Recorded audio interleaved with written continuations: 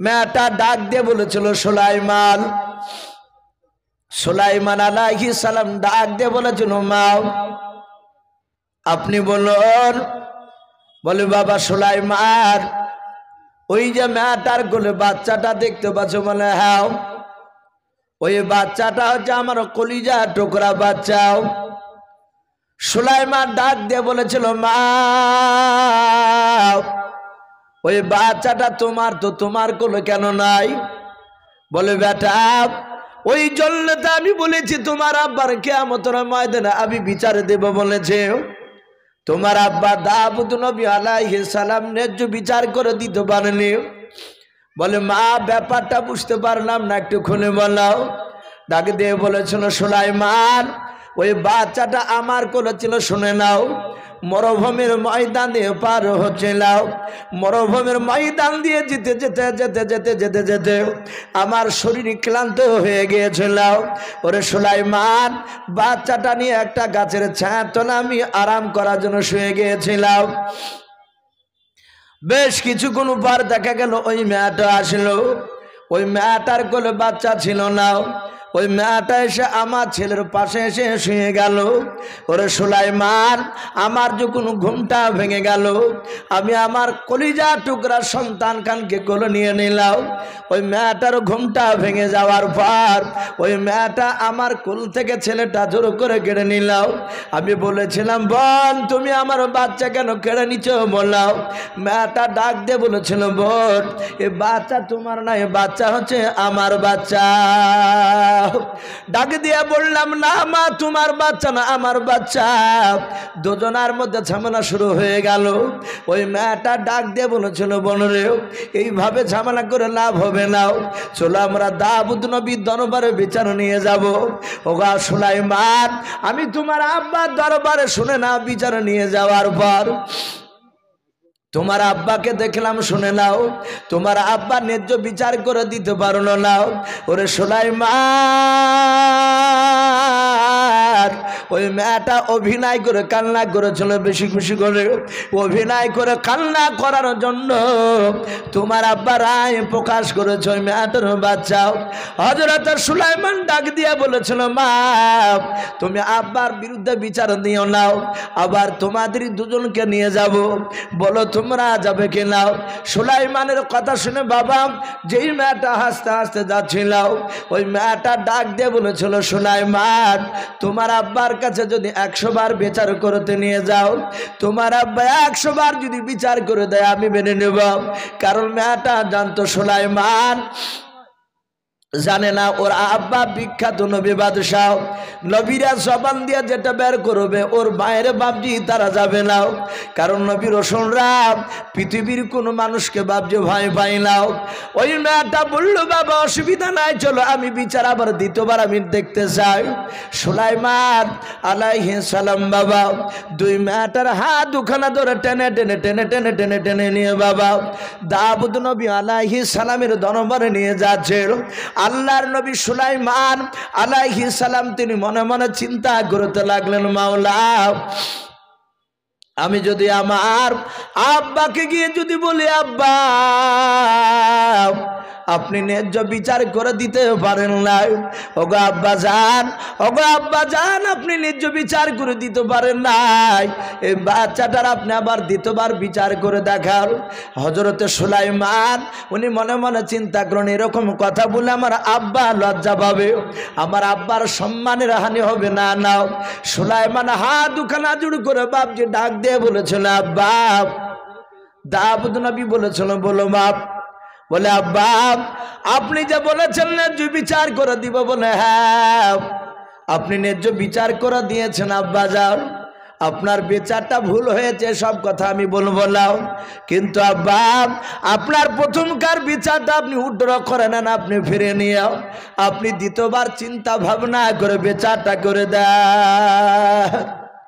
সুলাইমান আলাইহিস সালামের হিকমত, এই হিকমত অনুযায়ী কথা সুলাইমানের বাপজি শুনে দাউদ নবী আলাইহিস সালাম তিনি চিন্তা করলেন যে নিশ্চয় আবার বিচারের মধ্যে কোনো গড়বড়ি হয়েছে।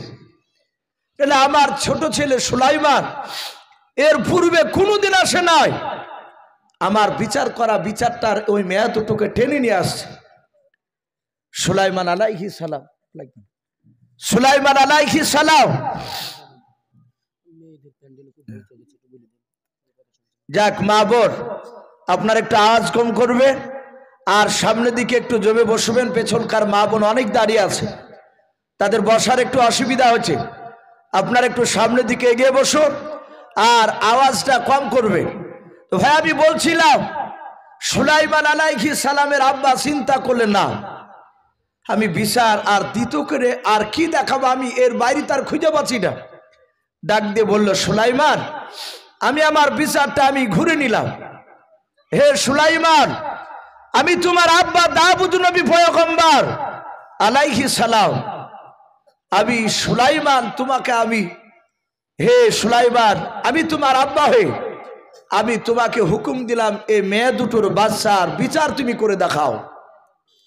বলে আব্বা আমি করব। বলে হ্যাঁ। তার রাজ দরবারে বাপজি প্রায় কয়েক শত মানুষ বাপজি বসে আছে, সবাই অবাক। দাউদ নবীর বিচার সুলাইমান করবে। তার ছোট ছেলে 4 থেকে 4.5 বছর বাচ্চা। বলে আব্বা আমি বিচার করব। বলে হ্যাঁ।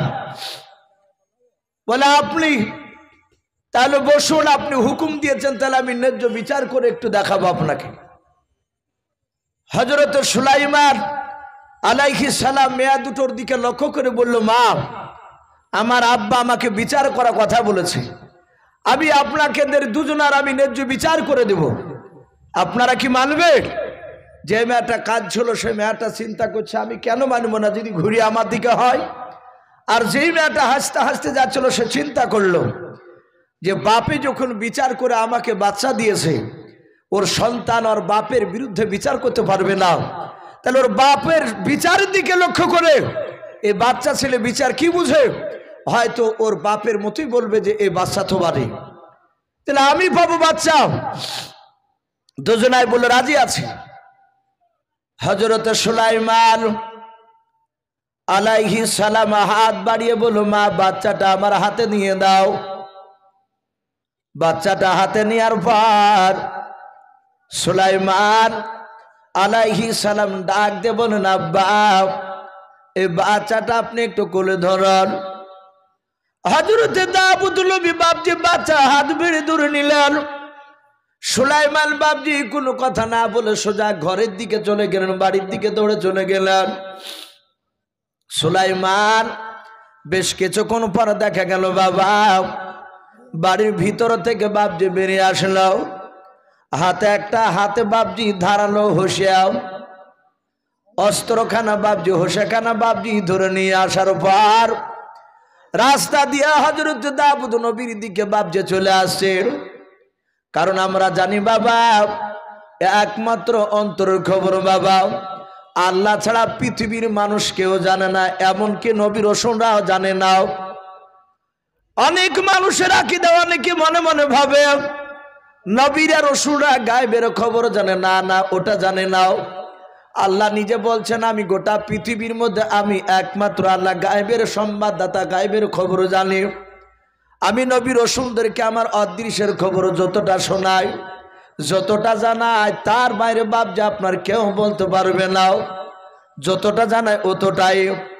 হযরত দাউদ নবী মনে মনে চিন্তা করলেন, আল্লাহ সুলাইমানকে কেন আমি বিচার করতে দিলাম?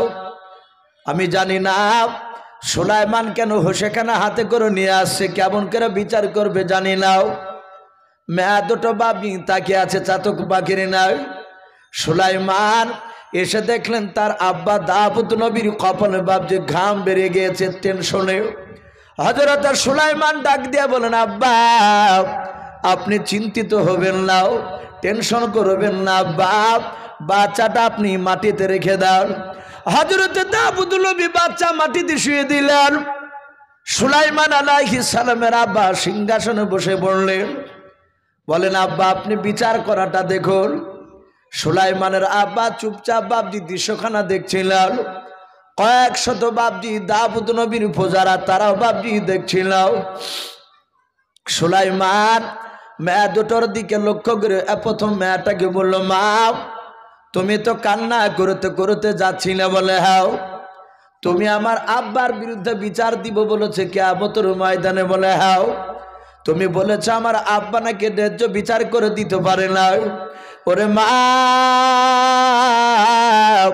আমি বাচ্চাটা যদি তোমার কোলে দিয়ে দিয়ে পুরো বাচ্চাটাও তাহলে তোমার কোলটা ভরে যাবে দ্বিতীয় মেয়েটার কোলটা খালি হয়ে যাবে এই মা আমি তোমাকে যদি না দিই মেয়েটাকে দিয়ে দিই দ্বিতীয় মেয়েটার কোলটা ভরে যাবে তোমার কোলটা খালি হয়ে থাকবে তাহলে ন্যায্য বিচার করে দিতে পারলাম না বলে নাও সাতাতে সুলাইমান বলল গো মা শুনে নাও এই বাচ্চাটা দেখতে পাচ্ছ শুয়ে আছে বলে হ্যাঁ আমার হাতে হোসেখানা দেখতে পাচ্ছ বলে হ্যাঁ সুলাইমান হোসেখানা বাপ যে আপনার বেঁধে দিয়েছে দুই পায়ের মাঝখানে বেঁধে দিয়ে বাবা ডাক দে বলো মা আমি এই বাচ্চাটাকে হসিয়া দিয়ে আমি ভেড়ে ফেলব অর্ধেকটা তোমাকে দিব আর অর্ধেকটা তোমাকে দেব বলো মা তোমাদের ন্যায্য বিচার হলো কি নাও আর আমার আব্বার বিরুদ্ধে কি বিচার দিবা বলে নাও যে মেয়েটা বাপ যে আপনারা হাসতে হাসতে যাচ্ছিল ওই মেয়েটা ডাক দিয়ে বলেছিল সুলাইমান তুমি জবাই করে দিলে আমি বাচ্চার বিচার মেনে নিতে রাজি আছি আমি আর অভিযোগ করব না দ্বিতীয় নম্বর মেয়েটার দিকে লক্ষ্য করে বলে মা তুমি হঠাৎ করে কেন এখন কান্না করতে লাগলে বলো মেয়েটা দ্বিতীয় মেয়েটা হাত জোড় করে বললো রে বাবা আমার কলেজা টুকরা ছেলেকার জবাই করা লাগবে না বলে মা কেন বারণ করেছো বললাও তুমি কেউ অর্ধেক নিবা না ন্যায্য বিচারকে তুমি নিবা না বললাও মেয়েটা বলেছিল সুলাইমান আমি তোমার বিচারের মধ্যে ন্যায্য বিচার পেয়ে গিয়েছি ওরে সুলাইমান জবাই না করে রে বাবা আমার পুরা ওই যে অর্ধেকটা আমি পাবো অর্ধেকটা জবাই না করে নিও পুরা বাচ্চাটা ওই মেয়েটাকে দিয়ে দাও তোমার আব্বার এবং তোমার বিরুদ্ধে অভিযোগ আমি কিয়ামতের ময়দানে করব না বলুন সুবহানাল্লাহ হযরত সুলাইমানের আব্বা দাউদ নবী পয়গম্বর উনি আশ্চর্য হয়ে গিয়েছেন বাবা সুলাইমানের বাপ যে বুদ্ধি দেখে সুলাইমান বলেছিল মা তুমি কেন অর্ধেকটা নিবা না বলাও ডাক দিয়ে বলেছিল বাবা সুলাইমান অর্ধেকটা জবাই করে যদি নিতে যাই রে বাবা আমার ছেলে জনম জনমকার মতো আর বেঁচে থাকবে না মারা যাবে ওরে সুলাইমান কমসে কম আমার ছেলে তো জিন্দা থাকবে অর্ধেকটা না নিলেও ওই ছেলেটা আস্তে আস্তে বুড়ো হওয়ার পর রাস্তা দিয়ে যখন চলাফেরা করবে আমি আমার ছেলেটার দিকে লক্ষ্য করে নিয়ে আমি নজর করে আমার দিনকে সাবর দিয়ে বলতে পারবো আল্লাহ এ হেঁটে যাচ্ছে এই বাচ্চাটা আমার কলিজা টুকরা সন্তান ওগো বাবা এই ছেলেটাকে জবাই করো না আমি দেখতে পাবো যে ওটা আমার সন্তান আমি দূর থেকে আড়াল থেকে আমি নিজের জানকে একটু সবর দিতে পারবো আমি বোঝানোর চেষ্টা করতে পারবো সুলাইমান মেয়েটার কথা শুনে কাঁদতে লাগলেন হোসেখানা টান মেরে ফেলে দিয়ে বাচ্চাটাকে বুকের সাথে সুলাইমান জড়ে ধরে কপালে সুমা দিয়ে বলছেন আব্বা আপনি যে প্রথম যে মেয়েটাকে দিয়েছিলেন বাচ্চা এই বিচারটা আপনার ভুল হয়েছিল এই দ্বিতীয় যে মেয়েটা বাচ্চাটাকে জবাই করে না বললো এই বাচ্চাটা ওই মেয়েটারই কলিজা টুকরা বাচ্চা বলুন আলহামদুলিল্লাহ দাউদ নবী বলল বাবা তুমি এ বুঝলে কি করে বলে প্রথম মেয়েটা বলেছে জবাই করা বাচ্চা আমি নিতে রাজি আছি আমি নিতে রাজি আছি ও জানে যে বাচ্চা আমার নয় বাঁচলি কি আর মরলি কি আর ও জানে যে কলিজা টুকরা বাচ্চা আমার সন্তান বাপজি যারা জন্ম দিয়েছে তারা জানে বাপ যে সন্তান কত বড় মধুর জিনিস এখানে অনেক যুবক ছেলে আছো যারা নতুন বিয়ে করেছো যারা বিয়ে করেনি তাদের তো বাচ্চার স্বাদ সে তো বুঝতে পারবি না যারা নতুন বিয়ে করেছো বাপজি তাদের বিবিদের যাদের বাচ্চা হয়নি তারা জানে না যে বাচ্চা কি মধুর জিনিস কিন্তু যাদের বাচ্চা জন্ম দিয়েছে তারা জানে তার সন্তান রাত্রি 10টায় সময় যদি চিৎকার করে যে আব্বা আমি অমুক খেলনা জিনিসটা নিব কি অমুক জিনিসটা নিব যদি বলে বাবা তুমি কান্না করছো। এখন তো রাত্রি 10টা, রাত্রি তীরমোহনীর বাজারে দোকান বন্ধ নাই, খোলা নাই, বন্ধ হয়ে গেছে। অনেক সন্তানের বাপকে দেখা যায় ছেলে আর চোখের পানি বাপ যে সহ্য করতে পারে না, ওই রাত্রিবেলায় উঠে দোকান থেকে বাপজির নাম্বারটা যদি তার কাছে না থাকে, দোকানের নাম্বারটা বাপজিটিকে মোবাইলে ফোন করে অনুরোধ করে যে ভাই আপনি 500 টাকার মাল আপনি 600 টাকা নিয়ে 700 টাকা নিয়ে একটু দয়া করে বাড়ি থেকে এসে রাতে দোকানটা খুলে অমুক মালটা দিয়ে যা। বলে কেন? বলে আমার সন্তান কান্না করছে, আমি সহ্য করতে পারি নাই। ও যুবক, যারা আজকে বাপকে দেখতে পারো না, যারা বাপকে দেখলি তোমাদের রাগ হয়, বাপে একটু কথা বললে রেগে যায়, 2-4টে কথা বলি বলে হ্যাঁ কানের গোড়া কি ভ্যান ভ্যান করো। কিন্তু এই সন্তান যখন ছোটবেলায় অনেক বাপজি বাপের সামনে অনেক কথা বলেছে, সেই সময় কিন্তু বাপরা বাপজি অধৈর্য হয় না, অধৈর্য হয় না। ডাক দিয়ে বাপজি আপনার বলেছিল কলিউবি বলে একটি বই, তাতে বাপজি একটা ঘটনা এসেছে। অনেক কিছু আরবির বই আছে যেগুলো হাদিস নয়, যেগুলোতে বাপজি আরবি শব্দ শেখার জন্য কিছু আরবিতে গল্প লিখানো থাকে। তো বাপজি সেখানে একটা ছেলেকে বাপজি আপনার বলছে তার বাবা যে বাবা ওই পেকুট গাছে ওটা কি? ছেলেতে বলছে আব্বা তুমি দেখতে পাচ্ছেন ওটা বক। আবার দ্বিতীয়বার বলছে যে বেটা ওটা কি? বলে বক। আবার বাপে বলছে ছেলেকে যে বেটা ওটা কি গো? তোর বলছে কানের গুড়ি ভ্যান ভ্যান করে না, তো এক কথা কবার বলে আমি বলছিলাম যে ওটা বক। বাপ তখন কাঁদতে কাঁদতে বলছে বেটা রে তুই একদিন ছোট ছিলি, আমি সেই দিন আমি তোকে কত কষ্ট করে মানুষ করেছিলাম, সেদিন তুই আমাকে বলেছিলে আব্বা ওটা কি? আমি সেদিন তোর মতন গরম করে কথা বলিনি তোকে, আমি সেদিন বলেছিলাম বাবা ওটা বক। আবার বলেছিস আব্বা ওটা কি? তখন আমি রাগ করিনি, আমি তখন মুচকে হাসি দিয়ে কোলে নিয়ে বলেছিলাম সোনা মানিক আমার ওটা বক। আবার বলেছিলাম আব্বা ওটা কি? তখন আবার বলেছিলাম হীরা বেটা আমার, সোনা বেটা আমার, ওটা বক। তুই এইভাবে না হলেও 50 বার জিজ্ঞাসা করেছিলি, আমি 50 বারই মধুর সুরে তোকে ডাক দিয়ে তোকে বুঝিয়েছিলাম। বেটা আজকে 3 বার বলতে গিয়ে তুই অধৈর্য হয়ে গেলি। অনেকে হচ্ছে, অনেক সন্তান বলে ফেলে যে তোমার বাড়িতে জন্ম নিয়ে ভুলই করিয়েছে, অ্যাপাচি গাড়ি কিংবা হয়তো ওইসব বড় বড় মোংরা মুখিয়া গাড়িগুলো কিনে দিতে পারছে না, তখন বলছে যে তোমার ঘরে জন্ম নিয়ে ভুলই করিয়েছে। আরে বেটা ভুল করেছি, তুই পরিশ্রম করে কিনগা না, তুই তোর অত বাপকে কষ্ট দিচ্ছিস কেন? বাপ কাঁদে। আমি যুবক ভাই সকলকে বলবো একটু বাপের মার দিকে একটু মহব্বত নজরে তাকাবে, একটু তাকাবেন। বিবির পাল্লায় পড়ে আপনার বাপ মাকে ভুলে যাবেন না, বাপ মাকে পার করবেন না। বাপ মা যদি আঘাত পেয়ে যায় আপনার জীবনটা মৃত্যুর পর দেখবেন বরবাদ হয়ে গেছে, এখন বুঝতে পারবেন না। মৃত্যুর পর নবী বলেছেন তার জীবনটা ধ্বংস। আমি বলছিলাম সুলাইমান বাচ্চাটার বাপ যে আপনার কোলে করে নিয়ে সুমা দিয়ে মেয়েটার কোলে দিয়ে বললো যাও তোমারই বাচ্চা তুমি নিয়ে চলে যাও। দাউদ নবী আলাইহিস সালাম আর বসে থাকতে পারলেন না, সিংহাসন থেকে নেমে 4 থেকে 4.5 বছরের সুলাইমানকে বুকের সাথে জড়ে ধরে সুলাইমানের কপালে সুমা দিয়ে বলল বেটা এত সুন্দর বুদ্ধি তুমি পেয়েছো। সাথে হাতে বাপজি সুলাইমানের হাতে বাপজি দাউদ নবীর হাতে একটা আংটি ছিল, আংটিটা বের করে বাপজি সুলাইমানের হাতে দিয়ে দিলে। সে সময় আংটি পরা হারাম ছিল না, বর্তমানে বাপজি সব আংটি পরা হারাম নয়, শুধু ইসলামে বাপজি 4 থেকে 4.5 আনা 4 আনা যে আংটি বলি আমরা চাঁদির, আপনি চাঁদির আংটি ইচ্ছাকৃত আপনি পড়তে পারেন, কারণ আমার বিশ্বনবী চাঁদির আংটি বাপজি ব্যবহার করেছিলেন। সোনার আংটির ব্যাপারে এলাকার মুফতিদের সাথে আলোচনা করবেন। পুরুষরা বাপজি এমনি সোনার চেয়ে দামি, বলুন আলহামদুলিল্লাহ। এই জন্য পুরুষদেরকে বাপজি গৈগ্রামে সোনার আংটি পরে বেড়াতে নিষেধ করেছে। সোনার আংটি পরলে বাপজি মনের ভিতর একটা অহংকার তাকাব্বুর চলে আসে।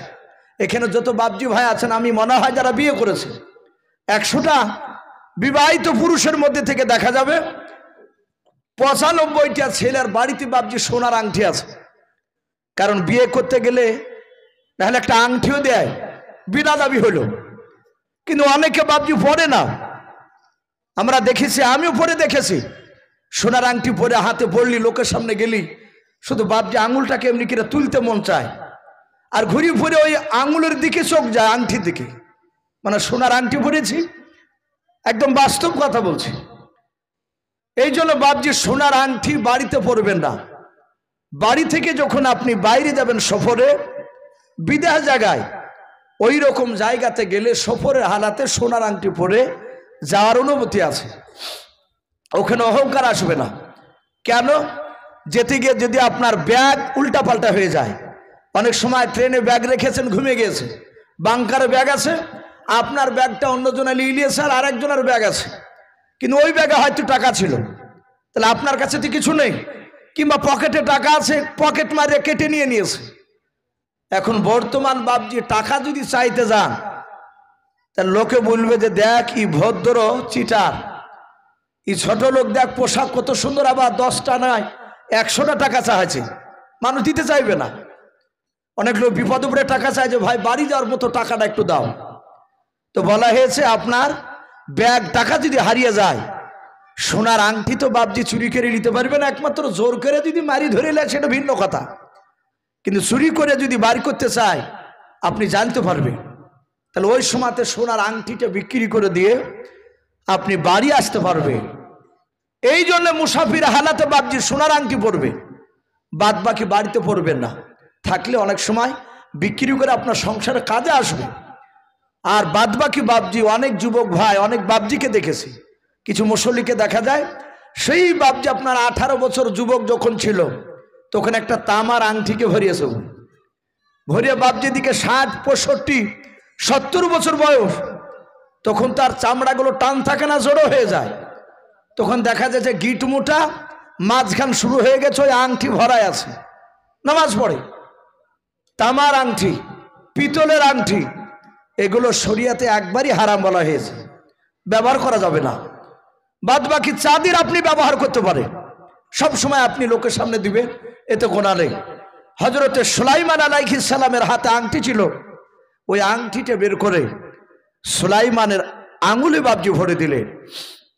আংটির ব্যাপারে বলা হয়েছে, ওই আংটিটা থাকলে দাউদ নবী বলেছিলেন, বাবা এই আংটিটা থাকলে আল্লাহ তো হেফাজত করবি, কিন্তু আংটিটা থাকলে তুমি কোনো জায়গায় অসম্মানিত হবে না।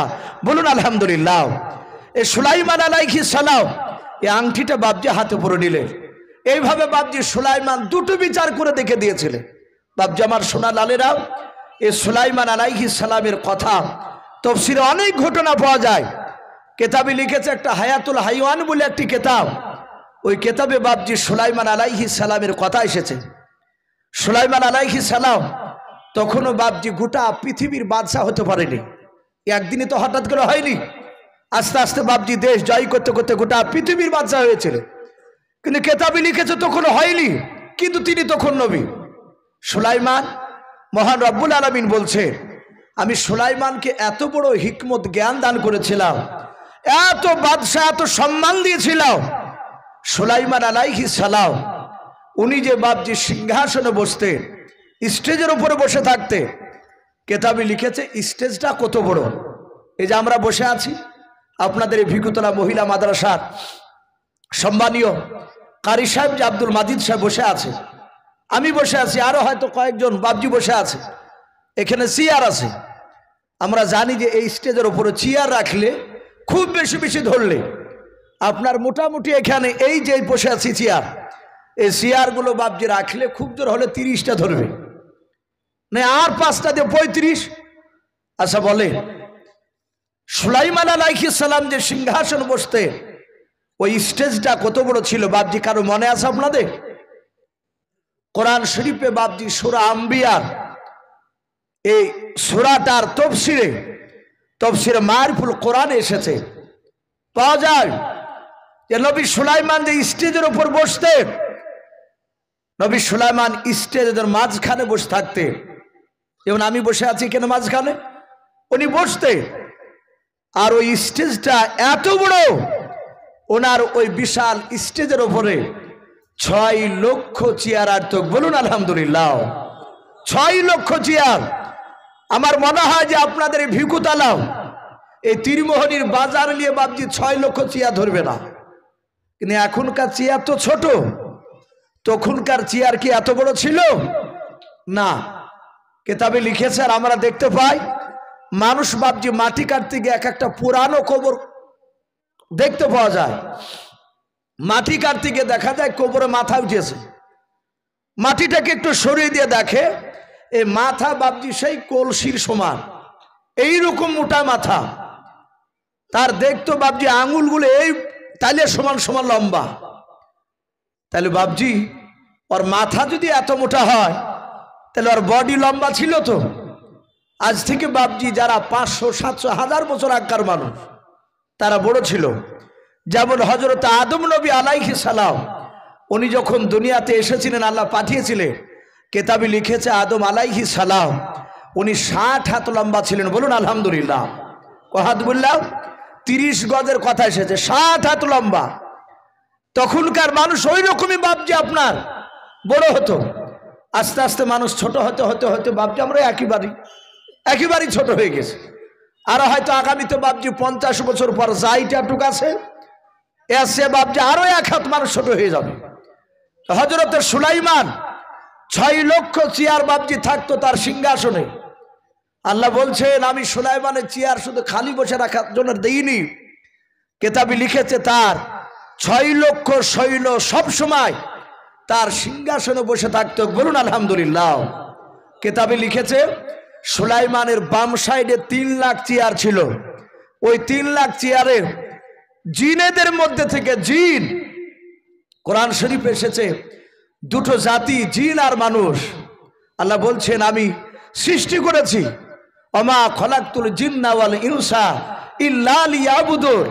আল্লাহ বলছেন আমি জিন আর মানুষকে তৈরি করেছি শুধু আমার ইবাদতের জন্য। বলুন আলহামদুলিল্লাহ। ওমা খলাকতুল জিন্না ওয়াল ইনসা, এখানে আল্লাহ কোরআনই বলছে যে আমি জিন আর মানুষকে তৈরি করেছি। আল্লাহ রাব্বুল আলামিনের নবী সুলাইমান উনি বসে থাকতেন, বাম পাশে 3 লাখ চেয়ার থাকতো। আর ওই 3 লাখ চেয়ারে পৃথিবীর জিনেদের মধ্যে থেকে মাত্র 3 লাখ জিন ইমানদার, সব জিন নয়, জিনেদের মধ্যে থেকে যারা ইমানদার জিন, 3 লাখ জিন সৈন্য বাপজি সিংহাসনে বসে থাকতেন। আল্লাহর নবী বলছেন আমার ডান পাশে 3 লাখ চেয়ার থাকতো। ওই 3 লাখ চেয়ারে আপনার আমার মতো মানুষ, এই মানুষদের মধ্যে থেকে বাপজি 3 লাখ ইমানদার মানুষ তারা চেয়ারে 24 ঘন্টা থাকতো। তাহলে জিন 3 লাখ আর মানুষ 3 লাখ, টোটাল 6 লাখ। আল্লাহ বলছেন আমি সুলাইমানকে এত সম্মান দিয়েছিলাম, এত শক্তি দিয়েছিলাম, আমার বাতাস আমি সুলাইমানের তাবে করে দিয়েছিলাম। বলুন আলহামদুলিল্লাহ। আমরা তো 4 চাকায়, 2 চাকায়, অনেকে হাওয়াই জাহাজে, হেলিকপ্টারে বাপজি ঘুরছে, অনেকে আমরা ঘুরছি। কিন্তু নবী সুলাইমান উনি বাতাসের সাহায্যে গোটা পৃথিবী ভ্রমণ করতেন। বলুন আলহামদুলিল্লাহ। সুলাইমান বাতাসকে শুধু বলতেন বাতাস নিয়ে চল আমার সিংহাসনকে নিয়ে। আল্লাহ রব্বুল আলামিন বলছে গোটা 6 লক্ষ সৈন্য বিশিষ্ট সিংহাসন নিয়ে বাতাসে নবী সুলাইমানের সিংহাসনকে নিয়ে উড়িয়ে নিয়ে চলে যেত। কিতাবে লিখেছে সুলাইমান এত বড় বিশাল সিংহাসনে মাটি নয়, আসমানের উপরে আকাশ পাতে কতটা উপর দিয়ে উড়ে যেতে, শুনে মনে হবে যে আমি গল্প করছি। এগুলো গল্প নয় ভাই, উলামা বসে আছে, আপনারা অনেক জেনারেল শিক্ষিত ভাই আছে, কোরআন শরীফের বাপজি তরজমা তাফসীরের বইগুলো বাপজি কয়েকটা কিনে একটু পড়ে দেখবেন। নবী সুলাইমান কতটা উপর দিয়ে উড়ে যেতে। হায়াতুল হাইওয়ান বলে একটি কিতাব, ওই কিতাবটার লেখক আল্লামা কামালউদ্দিন দামিরি রহমাতুল্লাহ আলাইহি, উলামের একজন বিখ্যাত আলেম। তিনি বলেছে যে 1 নয় 2 নয় 1350 কিলোমিটার উপর দিয়ে উনি আকাশ পথে উড়িয়ে যেতেন। বলুন আলহামদুলিল্লাহ। 1350 কিলোমিটার, এটার টুক রাস্তা নয় বাপ। হযরত নবী সুলাইমান অত দূর থেকে বাপজি জমিনে তাকালে পিঁপড়াকে দেখতে পেতেন, পিঁপড়ার কথা আওয়াজ উনার কানে পৌঁছাতো। বলুন আলহামদুলিল্লাহ। এত বড় নবী সুলাইমান, কিন্তু সেই সময় সুলাইমান গোটা পৃথিবীর বাদশা তখন হয় নাই, কিন্তু এত বড় বিশাল সিংহাসনের উনি আপনার মালিক হয়ে গিয়েছে। সুলাইমান সকালবেলায় বাপজি আপনার ডাক দিয়ে বলল এই জিনেরাও, যেহেতু জিনেরা বাপজোর তাবি ছিল, আল্লাহ রাব্বুল আলামিন বলছেন গোটা পৃথিবী অনেক মাখলুকাতকে আমি সুলাইমানের সব তাবি করে দিয়েছিলাম। বলুন আলহামদুলিল্লাহ। সুলাইমান যা বলতো তাই শুনতো। সকালবেলায় কয়েকটা জিনকে ডেকে বলল, হে জিনেরাও, যাও তোমরা আজকে পুরা খবর দিয়ে দাও, আগামীকাল সকাল 9টার আগে আমার রাজ দরবারে যেন সিংহাসনের সামনে যেন হাজির হয়ে যায় আমার দেশে যত জীবজন্তু পশু পাখিরা আছে, সব জিন মানুষ পাখি যা আছে সবাইকে বলে দাও আগামী কালকে যেন তারা 9টার আগে পৌঁছে যায়। আমি তাদেরকে সামনে রেখে আমি নবাত সম্পর্কে কিছু বক্তব্য রাখবো, আমি আলোচনা করব। জিনারা বাপজি প্রচার শুরু করলো। কথা বলুন, জিনকে আপনারা দেখতে পান ভাই? কথা বলে, জিনকে দেখতে পাই না, কিন্তু মেয়ে ছেলেতে জিন দেখতে পায় ভাই। দেখবেন বেশিরভাগ এক একটা ফ্যামিলিকে এক একটা মেয়েতে বাপজি নাজেহাল করে দিল, ভন্ডাবু করে। অনেক সময় বাপজি মেয়েরা তারা বলে যে বাথরুমে যে বাপজি এসে হু হু করছে, বলে কি হয়েছে, বলে জিনে ধরেছে। আমরা অনেক পরীক্ষা করে দেখেছি, 2 মাস 6 মাস জ্বালানোর পরে দেখা যাচ্ছে বিনা ওষুধে আর রোগ ভালো হয়ে গেছে। শুনতে পাওয়া যাচ্ছে যে মেয়েটা অমুক ছেলেকে ভালোবাসতো, সে বিয়ে করবো না বলেছে, দিয়ে ওই রকম ভন্ডামো করছিল। বেশিরভাগ মেয়েরাও বদমাইশ করে। নবী বলেছে আমি রসুল ছাড়াও পৃথিবীর কোনো মানুষ জিনকে বাপজি তারা দেখতে পাবে না। মানুষেরা জিনকে দুনিয়াতে দেখতে পাবে না, কিন্তু নবী রসুলদের জন্য খাস ছিল। বলুন আলহামদুলিল্লাহ। নবীদের জন্য খাস, নবীরা যেটা করতে পারে সেটা আমরা করতে পারবো না। তাহলে সুলাইমান নবী উনি দেখতে পাতেন জিনকে, ওনার জন্য খাস ছিল। আল্লাহ রসুল বললে ঘুমালে অজু করার পরে সাহাবাদেরকে বললে তোমরা অজু যদি করো, মসজিদে এসে যদি পিঠ লাগিয়ে বসে থাকো, যদি ঘুমিয়ে যাও তাহলে তোমাকে অজু করা লাগবে। সাহাবারা বাপজি মশলাটা শুনলে একদিন হঠাৎ করে দেখছেন বিশ্বনবী শুয়ে আছে। আল্লাহ রসুল সাহাবারা নামাজের টাইমের দিকে দেখছে, রসুল উঠছে না কেন। ঠিক নামাজের 2 মিনিট আগে আল্লাহ রসুলের আবু বকর সাহাবা, তিনি রসুলের পায়ে তালুতে গিয়ে হাত দিচ্ছে, আস্তে আস্তে হাত বোলাচ্ছে। বিশ্ব নবীজির ঘুমটা একটু ভাঙানোর জন্য জোরে দিচ্ছে না, যদি বেয়াদবি হয়। আল্লাহ রসুল তাকে বলেন, আবু বকর কি ব্যাপার, আমার পায়ের তালুতে হাত বোলাচ্ছে কেন? আর এটা নিয়ম, মানুষকে ডাকা গায়ে হাত বোলাতে হয়, যে যেরকম ব্যক্তি গায়ে হাত বোলাতে হয়। আমরা কি করি, তার কাছে আব্দুল জাব্বার শুয়ে আছে আর কানের গুড়িতে যে এই জাব্বারে এই উঠ, ধমক। ও ঘুমিয়ে থাকবে, ধমকে মিকে উঠে ভাই কি হলো, তার ব্রেনের আঘাত হতে পারে। এটা রাসূলুল্লাহ ওইভাবে ডাকতে বলে, তার গায়ে হাত দেন। আস্তে আস্তে বলুন ভাই কি চাচা, যদি ছোট হয় আব্দুল জাব্বার বলে ডাকেন, আব্দুল জাব্বার। সে তাকে বলবে কি হলো, বলে ওঠো। যে কোনো কাজের জন্য হয় আপনি ডাকতে পারেন, সেক্ষেত্রে তখন বলে তার ব্রেনের অসুবিধা নেই। রাসূলুল্লাহ তাকে বলেন, আবু বকর আমাকে ডাকলে কেন? বলে হুজুর নামাজ পড়বেন না, টাইম হয়ে গেছে। আল্লাহ রাসূল চট করে ওঠে, বিনা অজু করে, অজু করেন না, নবী অমনি গিয়ে বাপজি নামাজে দাঁড়িয়ে গেলেন। সাহাবারা নামাজ পড়লেন। নামাজ পড়ে চিন্তা করছে, রাসূলুল্লাহতে কিছুদিন আগে বললেন এ ঘুম থেকে জাগার পরে তাকে অজু করা লাগবে। হযরতে ওমর ফারুক রাদিয়াল্লাহু তাআলা আনহু আস্তে করে বলছেন, হুজুর বেয়াদবি হলে মাফ করবে। নবী বললেন, আবু ওমর কি বলবে বলো?